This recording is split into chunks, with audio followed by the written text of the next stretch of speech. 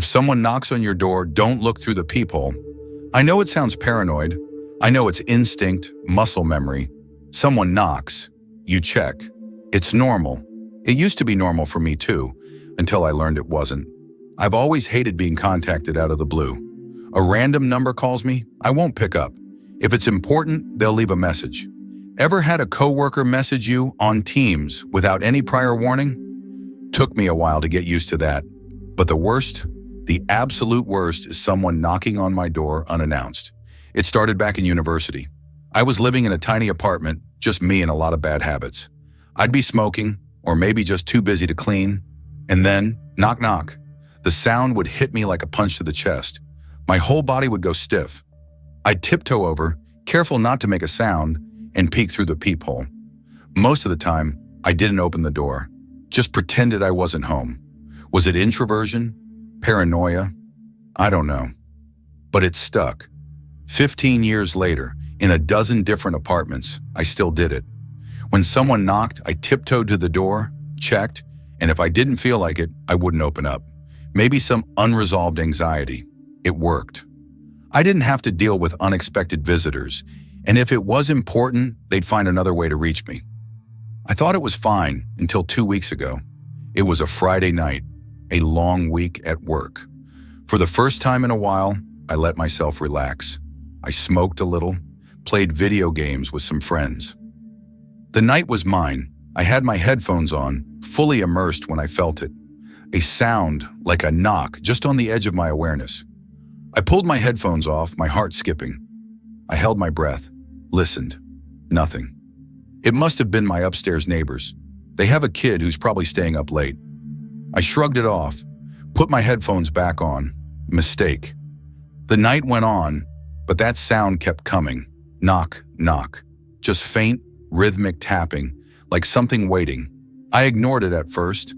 Maybe it was the weed playing tricks on me. Maybe I was just tired. But then by 2 a.m., I'd had enough. I logged off, crawled into bed, and scrolled through my phone before I could sleep. That's when I heard it again. Slow, deliberate. No mistaking it now. A knock, right at my front door. My stomach dropped. I sat up, heart racing. My mind scrambled for answers. Emergency? A late-night visitor? But why hadn't they knocked harder? Why wasn't there panic in the knock? Why so patient? I slid out of bed, my breath shaky. I moved carefully, trying to make no sound.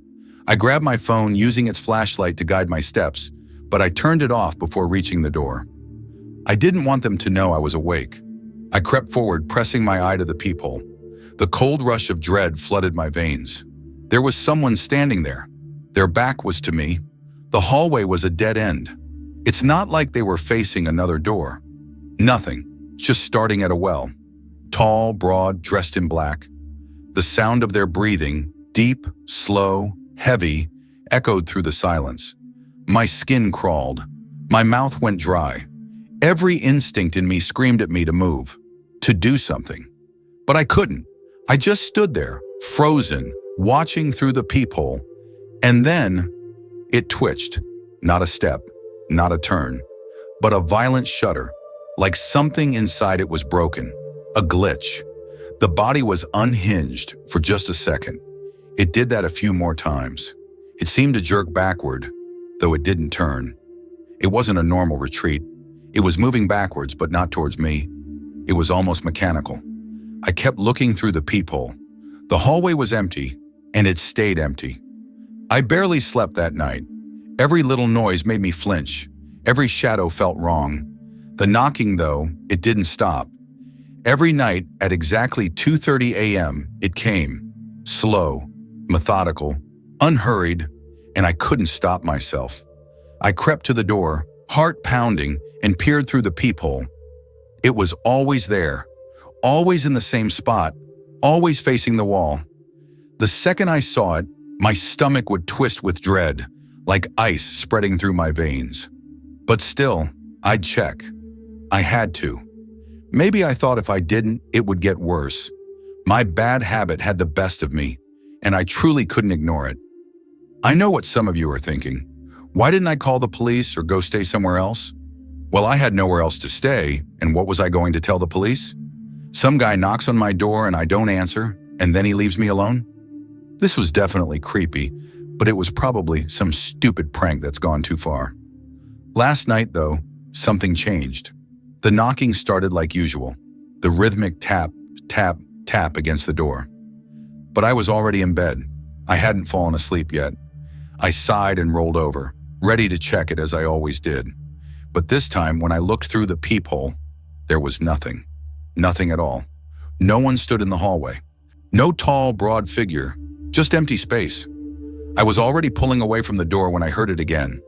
This time it came from behind me. The knocking was at my bedroom door. My blood ran cold. My body froze. The knocking came again, slow and deliberate. I turned my head, panic rising in my chest. The hallway was dark, the bedroom door shut tight. Knock, knock, knock. Louder, rattling the wood. My legs trembled, and I froze in between my front door and my bedroom door. I didn't know what to do. The doorknob turned. I stumbled backward, gasping. My heart felt like it was about to explode. The air grew thick, suffocating. My breath came in shallow bursts like I couldn't get enough oxygen. Knock, knock, knock. The last one was a crash, a thunderous bang that shook the walls. And then, silence. I didn't move. I couldn't move. It felt like hours before the first light of morning crept through the blinds. Only then did I dare go into my bedroom. It was empty. Tonight. I know it will come again, but I won't look. Not this time. Because I know, if I do, I won't be looking at it. It will be looking at me.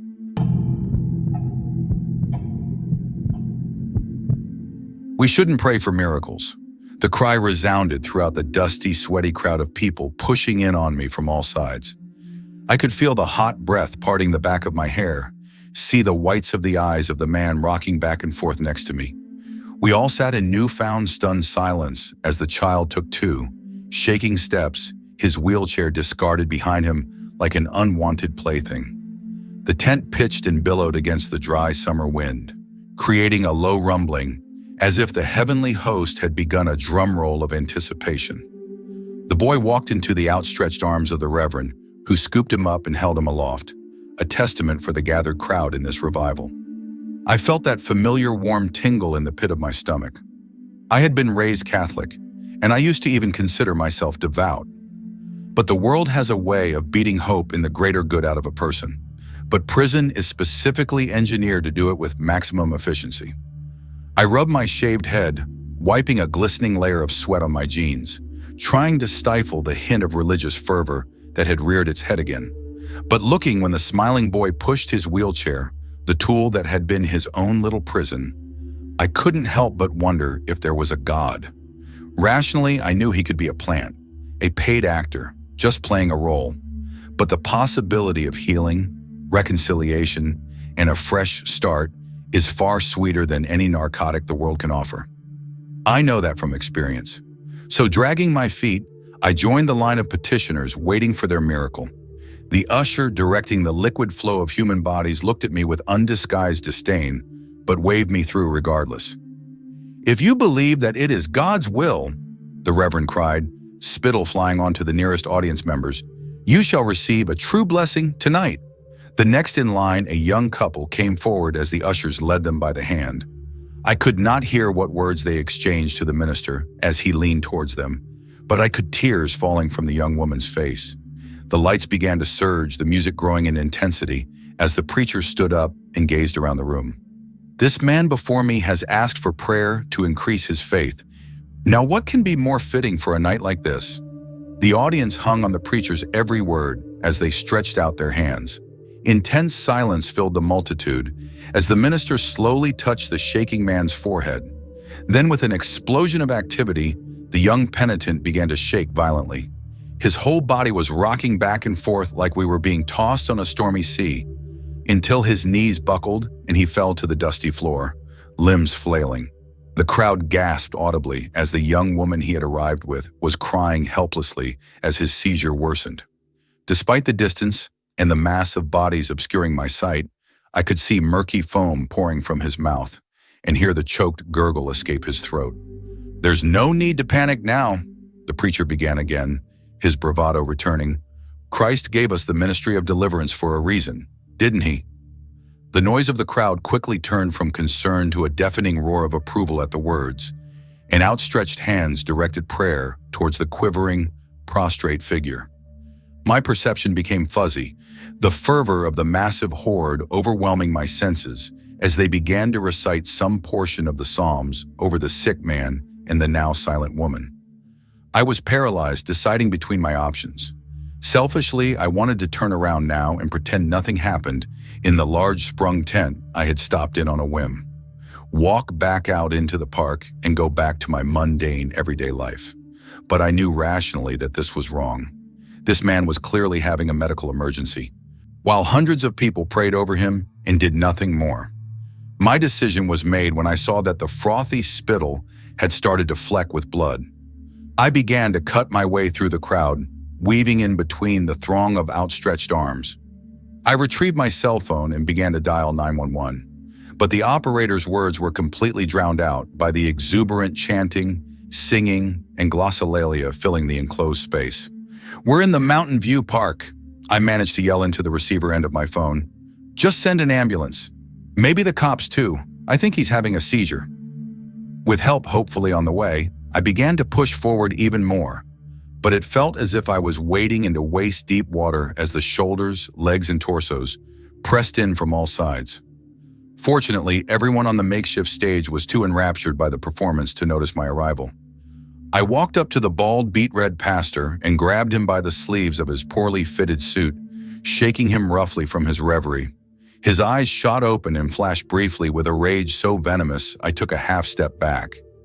His face then lit with a smile that barely shifted his pudgy face, but I didn't realize why until I felt a pair of strong arms drag me backwards. "Don't interfere with the exorcism. Do you want this boy to be damned?" The voice belonged to whoever held me in a sort of bear hug, firm but not crushing. I turned my head to see it belonged to the deacon who had been leading congregants one after another to the stage for their miracles. "He's having a seizure. It's been going on for way too long, man," I pleaded while the deacon slowly shook his head. "Just have faith," the man said as his eyes focused on the scene before us. I turned my head and felt my breath catch in my throat. The man was no longer laying flat on the ground. Rather, he was a few feet above it. The eyes of the crowd tracked as he almost imperceivably rose into the air. Then the tent resounded with a crack like a gunshot. I flinched but still saw the limbs of the floating figure begin to bend backwards at impossible angles, one by one, with their own deafening, painful snapping noise. In moments, the man who now hovered about one story in the air resembled a crushed spider with all its legs bent inwards, as his body fell to the ground with a wet thud. I could hear parts of the crowd exclaim in fear and disgust. Some even ran to the exit, but the majority held fast, hands lifted high in supplication, eyes shut to the horror taking place feet away from them. The stage itself was quiet, the crumpled form on the floor mercifully still in death, his lover collapsed on her side, weeping, and the pastor looking on impassively. The preacher bowed his head for a moment, deep in meditation, before suddenly raising his eyes and declaring in a booming voice that the demon had been banished back to where it belonged. "Do not fear for what has happened to this boy's mortal form, for even now I assure you he shares in our inheritance in God's kingdom." His words filled me with disgust, but I couldn't take my eyes away from the lifeless, deformed corpse on the stage. What I had seen was impossible, but those words brought me no comfort as I watched the limbs begin to twitch once more. While the crowd continued to pray in the religious ecstasy brought on by this dreadful miracle, the once dead form began to stand once more, arms and legs slowly returning to their original position as he straightened up. When the figure rose to his full height, he looked out toward the crowd, eyes glassy and dark. One by one, everyone present became aware of the new horrifying spectacle and reacted with shock and terror. The now sputtering minister started to lift his Bible and spout off some vain prayer when this thing quickly raised its hand over his forehead. In a mockery of how he had been anointed just minutes earlier in his life, the strung-up, lifeless puppet touched the face of the minister as he gaped like a fish out of water. At first, nothing seemed to change, but after a few moments, the already substantial girth of the suited charlatan's stomach began to bulge. He doubled over, a cry of pain and fear escaping his mouth, only for it to be followed by a puff of dark smoke. As the arms holding me began to loosen, I watched in pure fear as the smoke emitting from the man in front of me gave way to bright orange embers, and then his body erupted into red flames. In seconds, the wooden stage caught ablaze, and the whoosh of the fire was met by the cacophony of terrified cries as the crowd surged towards the exit.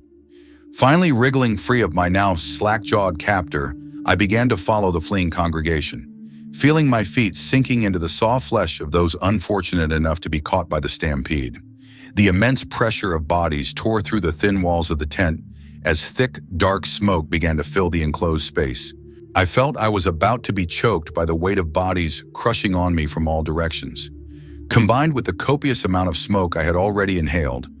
But I finally burst out into the cold, clear night as the crowd finally rushed out of the exit. I could hear the sirens coming from far off, in response to my call or the thick column of smoke, I am still unsure. Screams echoed into the darkness as the now blazing tent caved inwards, dooming those who were either too slow or disoriented by the smoke. But the instant before the tent fell, I swear I saw a dark figure shoot out from the tent and ascend upwards in a blur of movement. In my mind, I can still faintly hear the hideous sound of what I can only imagine to be massive, leathery wings flapping through the cool, twilight air. I shivered, overwhelmed by the fear of both what I had seen and the horrible things I could only imagine. And for the first time in years, I prayed.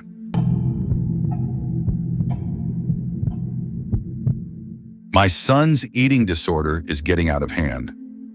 The first time I noticed my son Theo was different was when I caught him eating a dead bird he found in our backyard. I pried open his bloody hand and discarded the remains, while he sat on the grass, unfazed by my horror. He was 8 and was losing his baby teeth. Kids normally have strange eating habits during this period, but not this strange. My wife and I took him to the pediatrician, who assured us that there was nothing unusual about his development. Every kid expresses this phase differently, the doctor told us. It's just a matter of making him understand what's appropriate and what's not.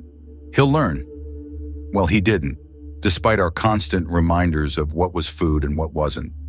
One day, my wife couldn't find him in his room and panicked, searching every corner of the house. She found him in the basement, eating what looked like a dead mouse, his expression blank and innocent. She noticed he was chewing carefully, as if adjusting to the gap left by his missing teeth. A week later, it was another bird, this time larger. My wife, ever the optimist, accepted the pediatrician's reasoning and took extra precautions to keep him away from animals. And it worked for a few weeks, but then we got an urgent call from his school asking us to come immediately. When we arrived, they informed us Theo had bitten a classmate's shoulder so hard that he had nearly torn off a strip of flesh. To make matters worse, as the injured child was rushed to the infirmary, Theo remained motionless in his chair, indifferent, licking the blood from his hands. He got suspended until the school knew what to do. This incident left no doubt in my mind. Something was truly wrong with him. My wife, now in tears, and I took him straight from school to a series of medical evaluations, from psychiatrists to neurologists. We needed to find out why he was doing those things. I even called the adoption agency that had placed him with us to check if his file had any listed conditions, but strangely, the number kept returning as non-existent. We stayed at the hospital until late at night, with many of the test results expected the following day. Back home, we didn't even know what to say to Theo. Should he be grounded, lectured, medicated? We had no idea. In his room, he went to play with his toy cars, appearing every bit the perfect little angel, unaware of any harm caused. His mother made him dinner and put him to bed, and even though he barely ate, his actions seemed just like the sweet and well-mannered boy he had always been. The next morning, I needed to get something done at work, agreeing with my wife that I would return as early as possible to help with Theo. But as I was driving, I got a call from one of the doctors who had examined him the day before. "Sorry to call you this abruptly. Can you talk now?" he asked, his voice concerned. I pulled over and said that I could. "I just sent you an email with the x-ray we took of Theo's face yesterday. And we found something very peculiar, he said.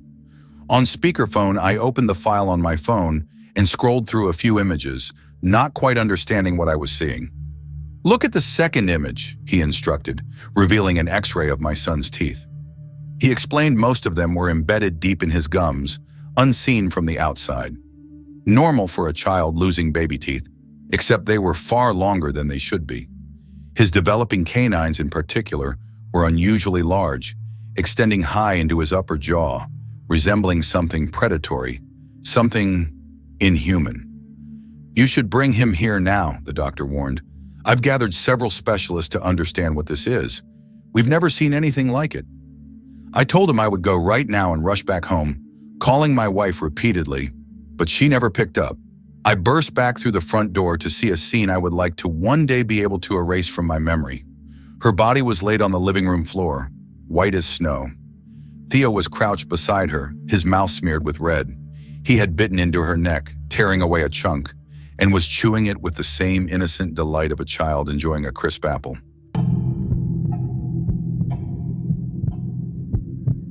My son's been collecting chicken teeth. I just wish I knew what they really were before it was too late. A few years ago, I bought a farm for me and my son. It started out as a hobby, a way to distract myself from the death of my ex-wife. Eventually, it grew into a small business, and I began supplying local diners with produce. Things were going great, but it all started to fall apart after I met my new girlfriend, Mindy. Weird things started appearing in my mailbox, like grains of uncooked rice, a bouquet of dead flowers, and oddly enough, my old wedding band. At the same time, some chickens had begun to go missing from one of the hen houses in my backyard.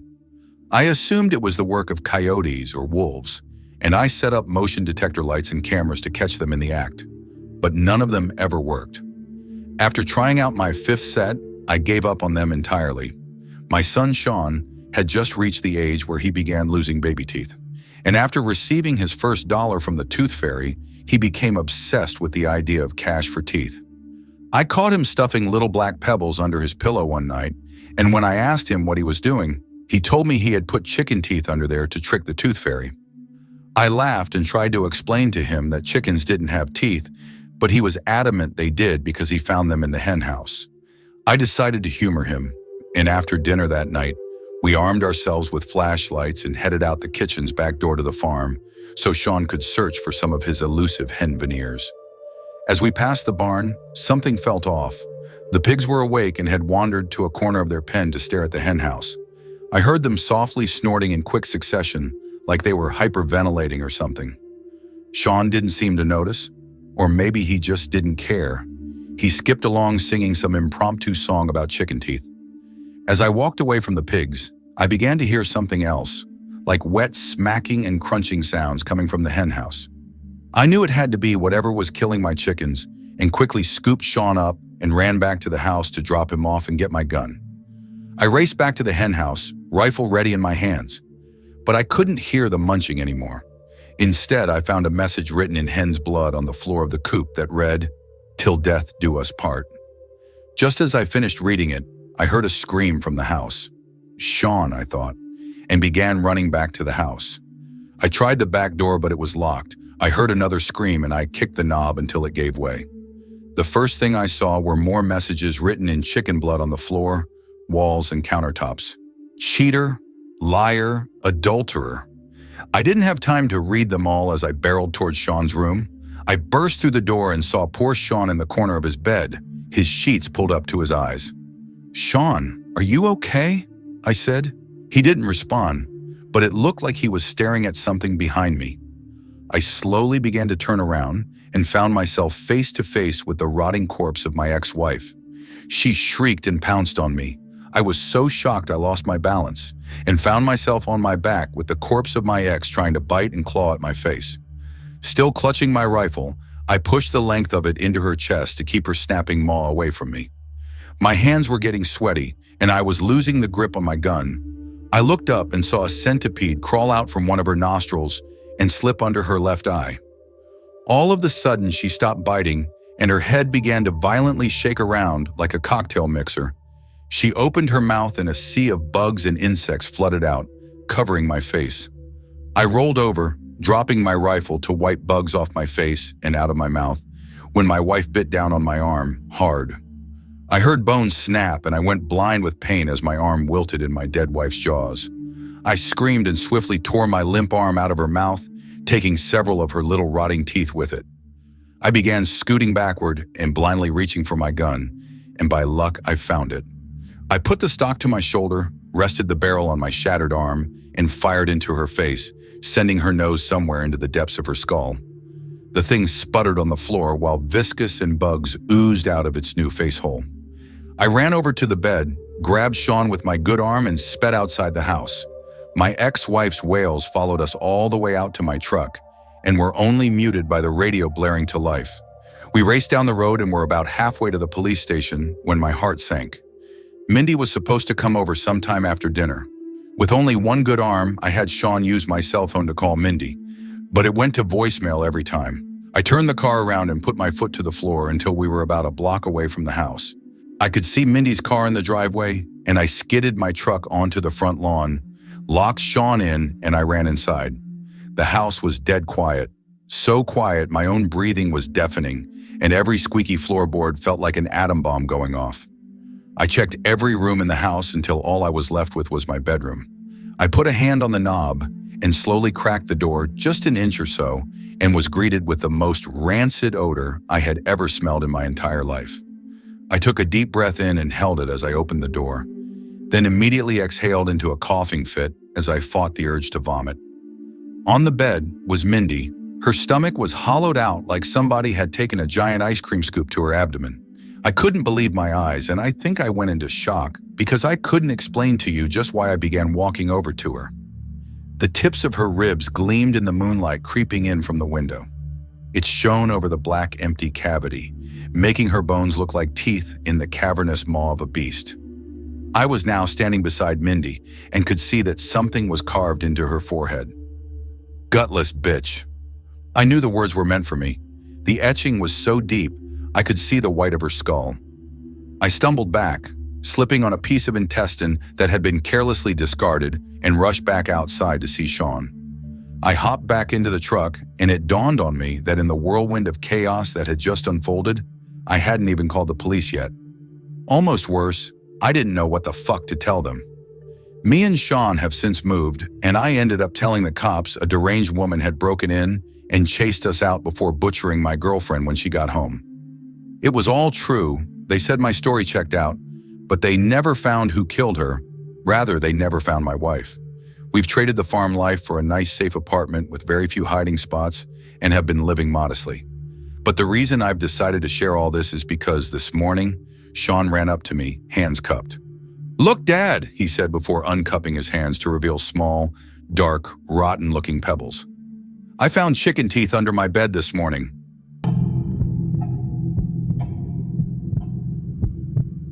The Appalachian Mountains are ruining my marriage.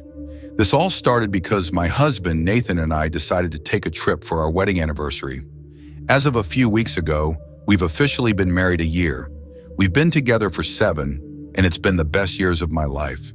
Before meeting him, I never thought I'd find love. I was sure I'd die unmarried, maybe adopt a few kids, but never did I imagine I'd be where I am now, married for a year and thinking about children. Or at least that's where I was before our trip.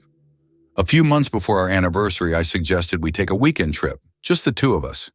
We'd taken trips together before, but not as husband and wife, aside from our honeymoon.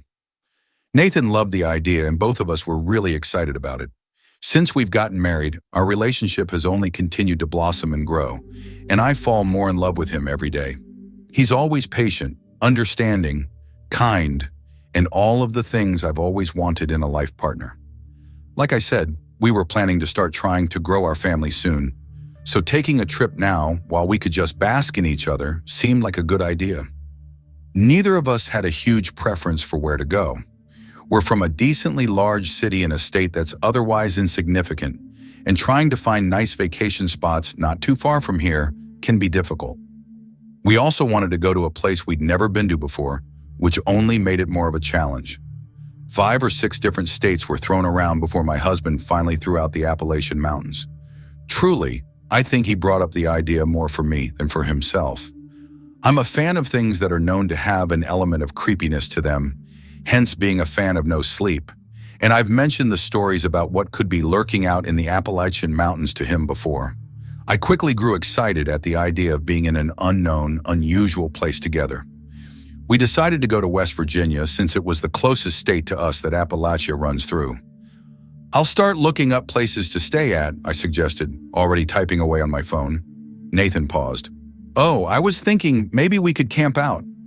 I immediately froze up. Camping in the Appalachian Mountains seemed a little hardcore, even for me.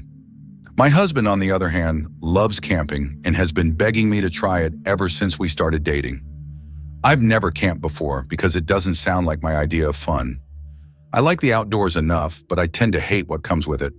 Bugs, bears, and the overall lack of convenience since you don't have technology or utilities that something like a hotel would have. Regardless, he was meeting me halfway by suggesting Appalachia, so I didn't immediately tell him no. Let me do some research, I said. I quite literally Googled, is it safe to go hiking in the Appalachian Mountains? There were some general warnings about how to stay safe from wildlife, strangers, and what to do in any case of emergency. But nothing flat out said it was a bad idea. In fact, the Appalachian Mountains website claimed it was safer than most other places. Looking back now, I can see how they're not the most reliable source, but at the time it all looked good to me. So I told him yes. It was the biggest mistake I've ever made. We picked a fairly popular camping site near a national park. I know you may be thinking how so far our decisions seem to be on the more naive side of things, but I promise we did our due diligence. We researched the wildlife, the temperatures, the overall environment, everything you could think of that seemed logical and rational. Although we'd both heard about the supernatural scary things of Appalachia, he took it with a grain of salt. I'm much more of a believer, but I also suffered from the complex that nothing bad would actually happen to me. A rookie mistake. The drive up to West Virginia was calm enough. It took us 3 hours to get there, and we arrived around noon. The campsite was pretty busy, making us feel more at ease. The weather was gorgeous for this time of year, and we were ready to take advantage of it. We set up camp, my husband taking lead on the tent, while I worked on hanging up tomorrow's snacks from a nearby tree to keep it safe from wildlife while we explored. Truthfully, our first day was non-eventful, yet nothing short of amazing. We didn't do much, just walked around the park and campsite a bit, getting comfortable and familiar with the area. We were both pretty tired, so around dinner time, we came back and Nathan started a fire for us to cook our hot dogs and s'mores. Although I was reluctant about camping, this felt right. Just us and nature and good old-fashioned food that could be cooked with fire and nothing else.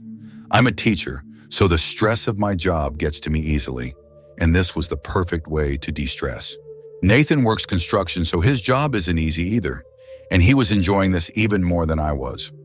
After dinner, we put the fire out, cozied up in our tent, and drifted off. I remember thinking to myself that if our entire time here was like this, then it would be the perfect trip. The next day is when things started to go downhill. Not right away, of course. The day started beautifully. We could feel the brightness of the sun through the tent as we woke up, could hear the birds chirping, could smell other campers cooking up breakfast. We followed suit, him starting to heat up some beans while I grabbed some bread from our DIY tree line. We ate, relaxed for a bit, and then in the early afternoon we prepared for our first hike of the trip. Hiking has been a huge part of Nathan and I's relationship. It was even our first date, so we're both pretty seasoned hikers, and we felt comfortable doing a 5-mile hike to start off our day. The trail difficulty level was hard, but it was nothing we'd never done before, so we had no worries. Water and snacks were packed, and we set off. Again, it was breathtaking, and we were lulled into a false sense of security, much like the rest of our trip so far. The only peculiar thing was how empty this particular trail seemed, given how busy the campsite was. But we chalked it up to the length and difficulty and carried on. About a mile in is when things got significantly weirder. We were coming up a more uphill part of the trail, and where it started to level out, Nathan noticed something I wish he hadn't. Straight ahead, behind a few rocks, were ivory white bones. I didn't take another step as we simultaneously noticed them. "Nate, what is that?" I asked. Although unsure of the answer aside from bones, I didn't actually want to know more. Whatever kind of bones they were, they could stay there. My husband felt differently. "Oh, cool," he said, ever excited about these kinds of things, and rushed towards it. I tried to yell at him to stop, but he was already right in front of them. "I think it's a deer carcass." "Holy shit, babe, you gotta see this." I kept my distance. "You know I have a weak stomach. I'd rather not." The bones wouldn't upset my stomach as much as the thought of how they got there, but I didn't want to see more of them regardless. I was into creepy things, but this wasn't creepy to me. Just gross. In contrast, while Nathan wasn't a huge horror buff, he had a passion for biology, and this was something of interest to him. He reached out to touch the mysterious bones, and my insides churned. "Nate, don't! Come on, we have a long way to go, and I want to get back before the sun sets." I crossed my arms tight across my chest, an unsettling feeling growing stronger by the second. One thing I knew was that you aren't supposed to be in the Appalachian woods after dark. That was plastered everywhere on the internet when I did my research. Finally, my husband reluctantly left the carcass, and we continued on. 2 more miles in, and suddenly the app we were using to follow the trail, something we always did for our hikes, wasn't making much sense. We always used the app because you could download hikes, so even if you lost service, you still had access to the trail. We'd used it over 100 times before without issue, but this time our app was quickly acting like a broken GPS, telling us to turn around every 5 seconds and glitching out completely. It gave me chills down my spine because I knew this wasn't right. This wasn't a service issue or an app issue. This was an issue with the trail itself. "Let's just turn around," I pleaded as time dragged on. "The app's not making any sense, and if we keep going, we're only going to get lost." Nate shook his head. "If we turn back, we have 3 miles back to camp. If we keep going, we only have 2 miles. Turning back will take longer, and you're the one who wants to make it back by sunset." Unfortunately, he was right. We were more than halfway through, and turning back would have meant a longer track. Feeling conflicted, I checked the time. It was nearly 3 p.m. That didn't make any sense to me. We hiked 3 miles, which usually took us about an hour at the pace we were going. It had been nearly 3 hours, meaning we would have spent an hour on each mile. There was just no way that was true, nor did it feel like we'd been out here that long. Something snapped in me as I realized more and more the situation we were in. "I don't know what to do. We just have to get back," I croaked out in a defeated tone. Nathan calmly grabbed my shoulders. "Cass, we're going to be okay. It's not too far now. We'll make it back before dinner for sure. Let's just keep going, fuck the app. We're experienced enough to know how to read trail markers." Putting it like that eased my nerves a bit. He was right. Trail markers weren't hard to follow if done correctly. And even if we continued at the pace we were at, we'd still make good enough time to make it back to camp before dark. I stopped for a moment, breathing in and appreciating this moment with the love of my life and his ability to bring me peace. "You're right. I'm sorry, thank you." And we continued on, him taking the lead. Things were fine for another mile, but when we only had 1 left, I noticed it was growing darker already. That couldn't be right. At most, it should be 4 o'clock, and this time of year the sun starts setting around 6 o'clock. Nathan didn't seem to notice, so I glanced at my phone. 5:33. "Nate, what the fuck?" I mustered out. He paused and turned back to look at me. "What?" "It's nearly 6 o'clock. For the first time on this hike, he started to look concerned. "How is that possible?" I shrugged my shoulders, showing him my phone. Then to my surprise, he chuckled. "It's 5:30, Cass. It's not nearly 6 yet. Come on, let's just keep going so we can make it back. If we speed up, a 30-minute mile is more than doable." I refrained from mentioning that none of this should have taken as long as it had, that there was no way 4 miles should have taken this many hours, but he already knew that. I felt like continuing to complain would have only wasted our time and energy, so I followed along, but my legs were starting to hurt, and I wanted nothing more than to be done. As I mentioned, we're experienced hikers, and no hike had ever made me feel so exhausted before, and we'd hiked 8 miles in 3 hours. I wrote it off as mental exhaustion more than anything. As we finally were on the last half mile of the hike, making extraordinary time in comparison the past 4.5 miles, the trail markers led us directly in front of a cave. My heart dropped as my eyes shot holes into my husband's skull. "Why are we in front of a cave?" I asked, knowing the answer yet not wanting to admit that we had to go through this hellish-looking black hole before finally reaching freedom and safety. Again, my husband was nonchalant about it. It's a super short walk through the cave, baby. Then it leads right back to camp. I thought I told you about it when I suggested this hike. Look, it's totally safe, he said as he pointed to a sign in front of the cave that said there were no bears, and it was a part of the trail. I've truthfully never wanted to hurt my husband before, but this made every part of my body twitch, as he in fact did not mention the cave. You know I'm claustrophobic. He nodded. We went through a cave when we hiked in Ohio, though. You seem fine. I couldn't resist huffing and puffing. I ran out of there so fast I nearly fell and broke my ankle. Nate grabbed my hand and grinned, releasing some of my fear. Yeah, like a badass. This is nothing. You've been in a cave before. Now you know what to expect. Always the optimist, my husband. Truthfully, though, it was out of character for him to be quite as chirpy as he was being, but I figured he was trying to stay positive for the both of us, since I was pretty close to breaking down. Very reluctantly, we walked into the cave, which we had to duck down to be in since it was so short. I shut my eyes tight and grabbed my husband's hand. I don't know if I can keep my eyes open in here without throwing up, I warned as we started our walk across the narrow rocks that lay at the floor of the cave. He gripped my hand tight. I can be your eyes, but be extra careful where you step. Some of these rocks are no joke. The walk through the cave, although terrifying, was not unusual. He was right.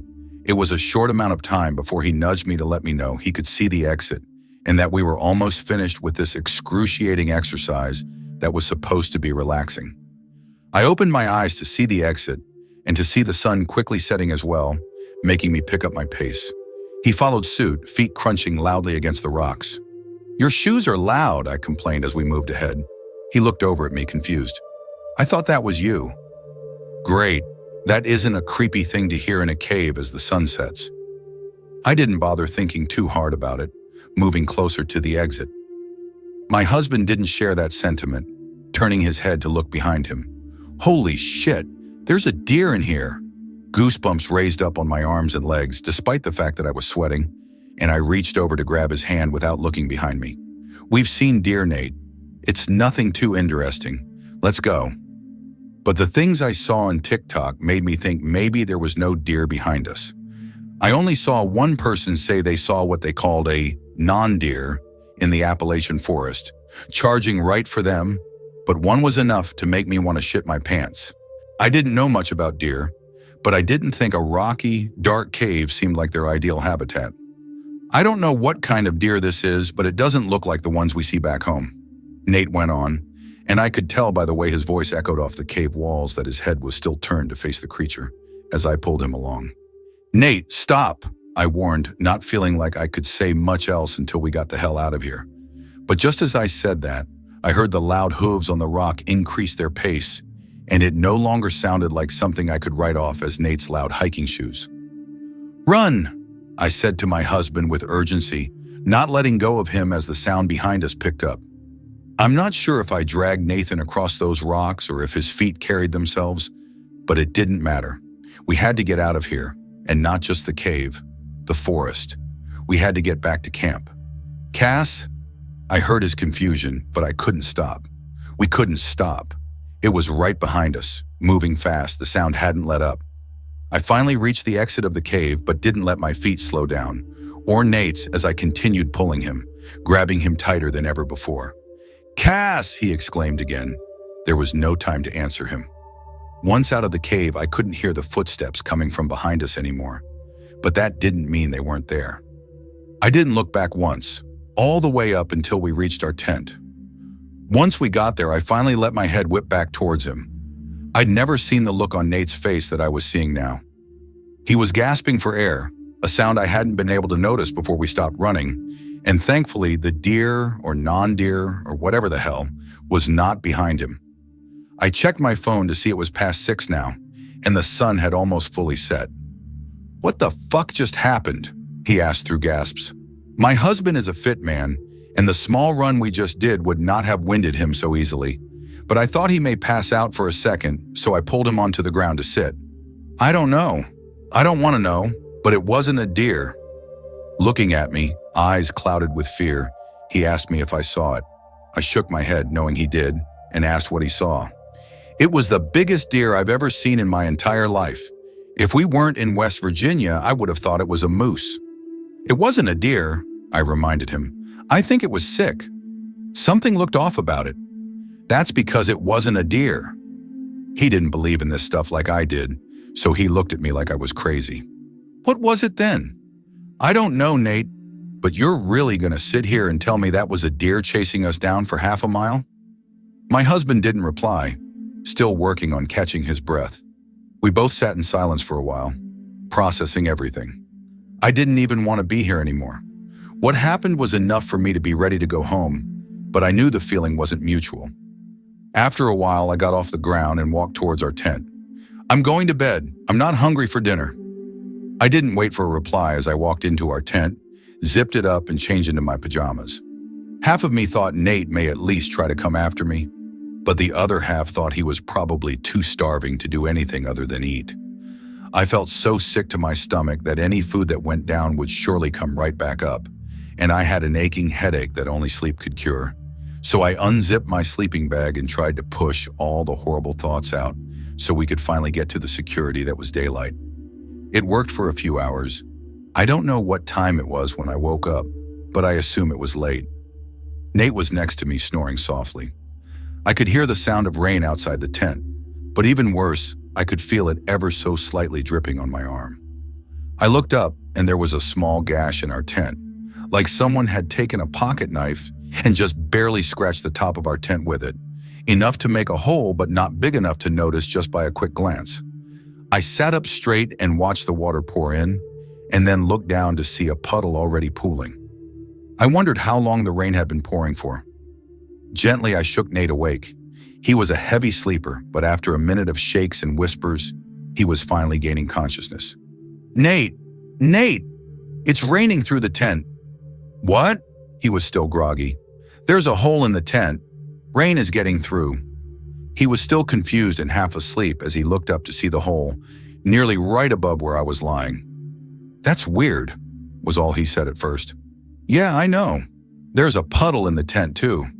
I don't know how long it's been raining for, but it's been raining since you went to sleep, really. But that hole was not in the tent when I came to bed, he insisted. It's been raining for that long? I questioned with the raise of an eyebrow. How did you eat if you couldn't start a fire? I ate like 10 protein bars, he continued to mumble. What do we do? I can't sleep like this. The tent is basically ruined.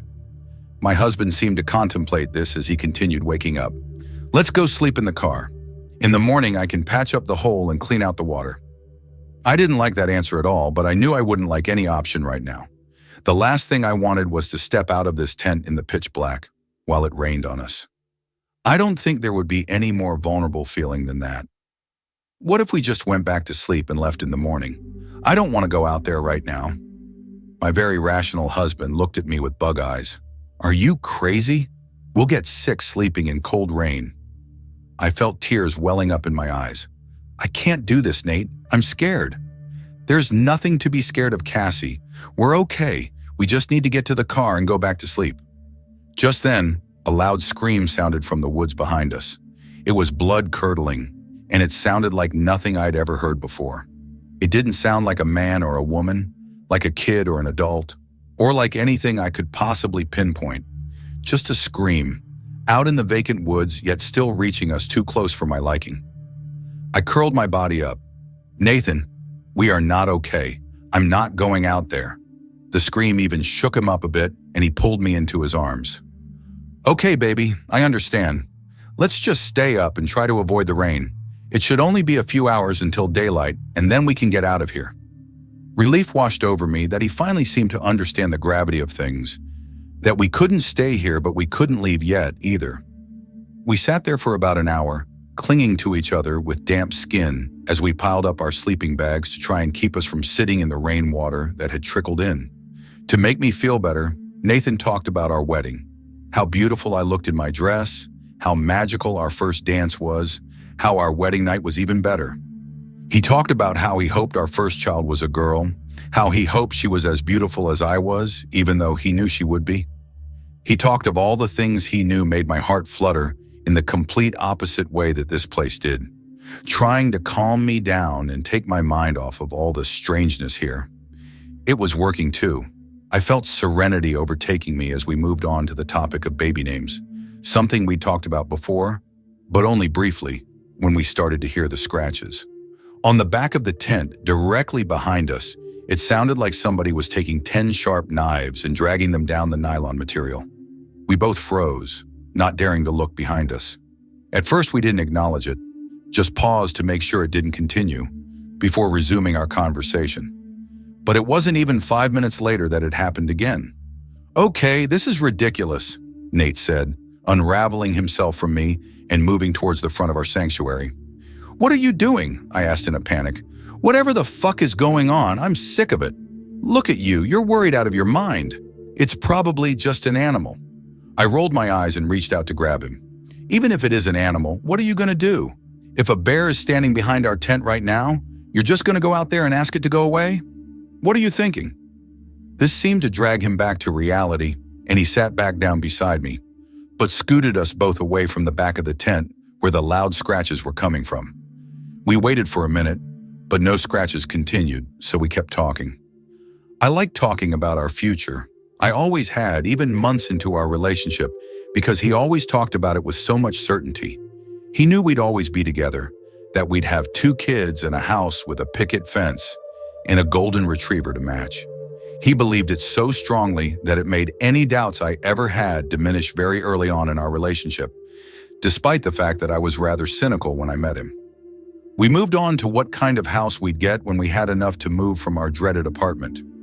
He wanted a modern home, and I wanted us to have a gazebo in the backyard, a big one that our entire family could sit under. Just as we were fake arguing about what color the living room walls would be, I wanted tan while he preferred yellow.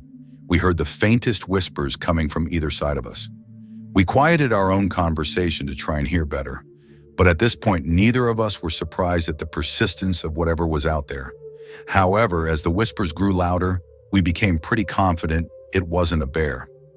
At first, I thought maybe the whispers were talking about food. I thought I heard bacon, and so maybe it was just some hungry campers that were rising extra early to eat. But as the volume increased, it was clear that wasn't it.